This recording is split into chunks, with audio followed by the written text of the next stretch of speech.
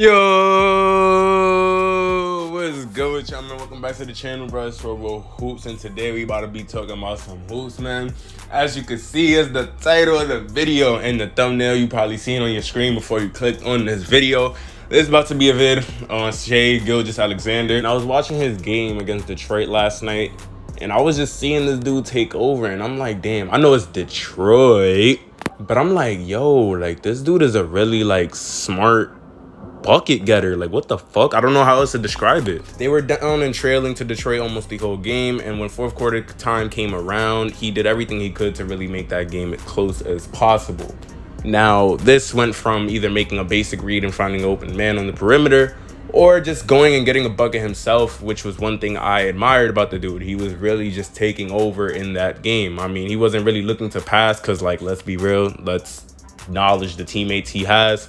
And then it's just like, you know, no one could really stay in front of him. I mean, from a dude that has to constantly deal with at least 3 to 4 heads paying attention to him once he drives to the basket and still finding a way to score or just make the best play possible. I mean, that's admirable, and I can definitely respect that coming from a young 24-year-old.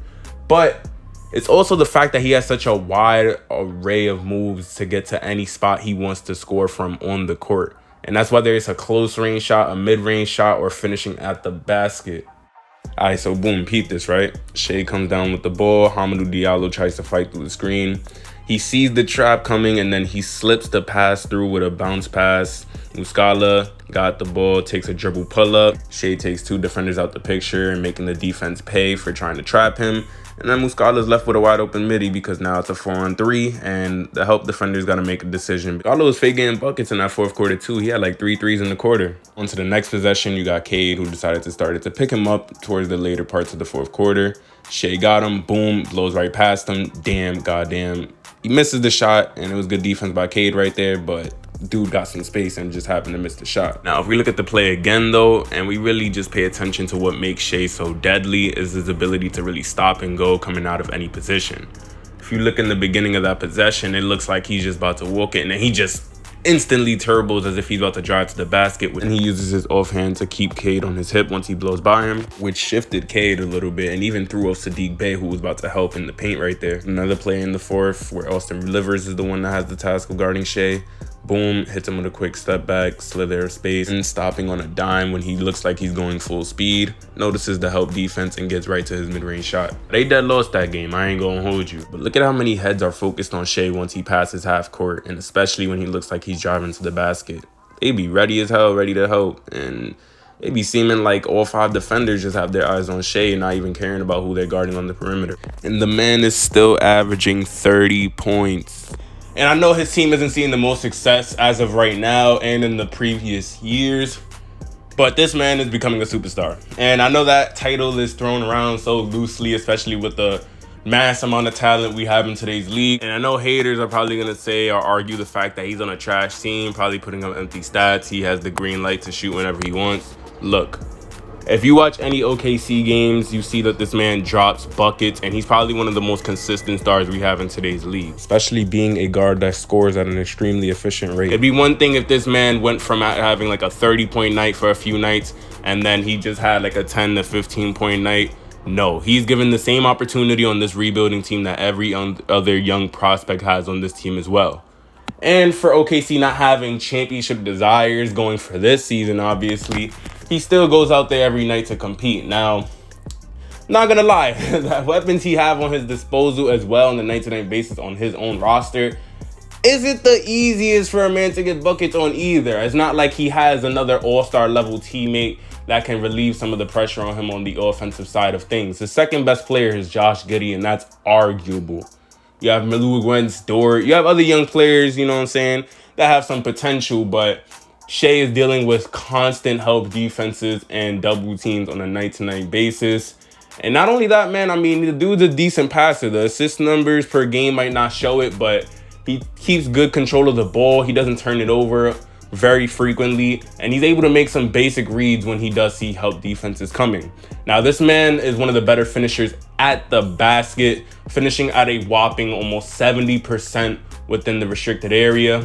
And he's also one of the better mid-range scorers in the league. And for this man to be averaging 30 right now, averaging less 3-point attempts per game than Giannis. In his past 5 games, he hasn't hit a single 3. In his game against Denver the other day, the man had 37 points on 17 shots. And he scored at a crazy efficient rate of 13 to 17 from the field and didn't miss a single one of his 11 free throws. Oh yeah, and did I forget to mention, he didn't even take a single 3-pointer. This dude isn't no Ja Morant, Prime Westbrook, or John Wall. He's not jumping and leaping over dudes. Despite him having some sneaky athleticism, he's just a very methodical 2-point scorer. He's very elite at stopping on a dime and creating some space from the defender, using a defender's body momentum against them when they are trying to guard him. Whether it's a nice in and out move or his signature step back, that stuns the hell out of defenders because it confuses them on whether to play him for the drive or to pull it back for one of those patented fading close range jump shots he loves to go to. Let's not forget the man is 6'6" with a 6'10" wingspan. I'm not saying that he's became this all-NBA defensive player this season, but his reaction timing on that end of the floor has been better and slightly more consistent. His wingspan has definitely aided on some really good shot contest on jumpers this season and getting some good help side blocks. Not to mention that man's is top 5 in steals right now. Now, he isn't the ockiest dude in the world, but he has this wiry strength. He gets to the basket very effectively, being able to move defenders out the way, especially how he makes good use of his offhand when he's attacking his defender. And also, he gets to the free throw line at a very solid rate, where he's shooting 7 free throws a game and shooting at a 97% clip. He has this high arcing layup roll to finish over taller defenders. And he's quite literally a matchup nightmare for guards who are smaller than him. So you kind of have to put your wing players to guard him. I mean, I hope that this dude just gets some help on his team eventually, man. I mean, I know they have some young potential in OKC Rising. Like I said, Giddey is a phenomenal passer for his age, although he can work on the turnovers and just his efficiency consistently on a night-to-night basis. Dort is another one. His consistency on offense is here and there, but you love the hustle that he provides for the team on the defensive end. And he has just grown his all-around offensive game as a whole. And as for the others like Poku, Trey Mann, Jalen Williams, I mean, they all have the potential to grow into something, but Shai has already grown into something, you feel me? So I'm not downplaying their potential, but I mean, like, the dude isn't getting any younger, and this ain't a video on them. This is about Shai. Now, don't get me wrong, they are almost a 500 team, and I mean, if you want to play your cards and bank on their young potential to become playoff threats coming out of the West before Shai's contract ends in 2027, then be my guest. Personally, wouldn't put too much money in that stock, but again, they are a young team, and Sam Presti has the picks to play around like that, whether he makes a trade or he just gets a surprise pick in the draft. But as for his fit with Josh Giddey, it does look a bit awkward at times, I'm not gonna lie. Both oversized point guards who like to initiate their team's offense, with Shai being more of a scorer and Giddey being more of a passer. But Shai's clearly the better player, feel me? Because Giddey seems like someone who requires the ball more often given his playmaking prowess. And he just isn't the best playing off the ball, especially not being a consistent floor spacer. But again, they're both very young and, you know, they still have plenty of time to figure it out. Kinda. I mean, like, come on, let's take a minute to think about what a team like Toronto would do with Shai. Like, come on now, you feel me? Like, that'd be interesting.